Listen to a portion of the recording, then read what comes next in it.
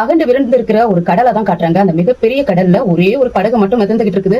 அந்த படகுல ஒரு குட்டி பொண்ணு இருக்கிறா, அவங்க அப்பா கூட இன்னும் 2 பேர் கூட ஹெல்ப்புக்காக இருந்துட்டு இருக்காங்க. அப்ப அந்த குட்டி பொண்ணுடைய இடுப்புல கயிறு கட்டி விட்டுட்டு அவங்க அப்பா சொல்லிட்டு இருக்காரு, நீ கடற்குள்ள இறங்கி போ, உள்ள போக போக கடற்கனி கிடைப்பாங்க, கடற்கனி கிடைச்ச உடனே அவங்க எப்படியாவது மேல கொண்டு வா, அவங்க ஏதாவது மன கஷ்டத்துல அழுதாங்கன்னா அவங்க கண்ணீர் வரப்ப அந்த கண்ணீர் முத்தா மாறி நமக்கு கிடைக்கும், அதனால அவங்களை நீ எப்படியாவது வெளியே கொண்டு வரணும், கடற்கனி சீக்கிரமா கண்டுபிடிக்கணும், பாதுகாப்பா போய் இறங்கு அப்படின்னு சொல்லி அவங்க அப்பா அட்வைஸ் பண்ணிட்டு இருக்க. குட்டி பொண்ணு ரொம்ப சமத்தாவே கேட்டுட்டு இருக்கா. உடனே கடலுக்குள்ள இறங்குறதுக்கு ட்ரை பண்ண அவங்க அப்பா கொஞ்சம் பயந்து போயிடுறாரு, பார்த்து கவனமா இருக்கணுமா அப்படின்னு சொல்லிட்டு இருக்க. அப்பா நம்ம ஊர்லயே நான் தான் நீச்சல் போட்டியில ஃபர்ஸ்ட் பிரைஸ் வாங்கியிருக்கேன், ரொம்ப நேரம் என்னால மூச்சு தாங்கிக்க முடியும்பா, நீங்க கவலைப்படாதீங்க, நான் சேஃபா வந்துடுறேன்னு சொல்லிட்டு உள்ள குதிச்சிடுறா. கடலுக்குள்ள போக போக போக ஃபுல்லா ஆழமான கடல்ல குட்டி குட்டி மீன்களா நீந்தி வந்துகிட்டு இருக்க. யான்சியும் அதோட சேர்ந்து நீந்திக்கிட்டு இருக்கா. நல்லா அழகழகான மீன்களா இருக்க, அதை பார்த்து ரசிச்சுக்கிட்டே இருக்க. கொஞ்ச நேரத்துல நிறைய மீன்கள் கூட்டமா வர ஆரம்பிச்சிருது. திகைச்சு போயிடுறா குட்டி பொண்ணு. அந்த மீன்கள் கூட்டத்துல சுத்திக்கிட்டே கடற்கனியும் வந்துகிட்டு இருக்காங்க.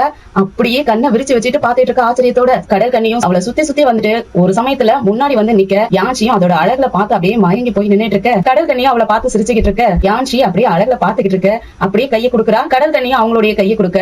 அப்ப கடற்கனிக்கு யான்சி அவங்க அப்பா கிட்ட படகுல நின்று பேசிக்கிட்டு இருந்தா இல்லையா, அவங்க அப்பாவும் நீ கடற்கனி எப்படியாவது மேல கூட்டிட்டு வா, அவங்க கிட்ட இருந்து நம்ம முத்து எடுக்கணும்னு சொல்லிட்டு இருந்தாங்க இல்லையா, அது எல்லாமே அவங்களுக்கு தெரிஞ்சு போயிடுது. அப்படியே கடற்கனியோட முகம் வாடி போக யான்சி இவங்களை பார்த்த சந்தோஷத்துல அப்படியே சிரிச்சுக்கிட்டு இருக்க. அப்படியே அவளுக்கு மூச்சு தட்டுற மாதிரி ஆகுது. மூச்சு அடக்க முடியாத கஷ்டப்பட்டு இருக்க.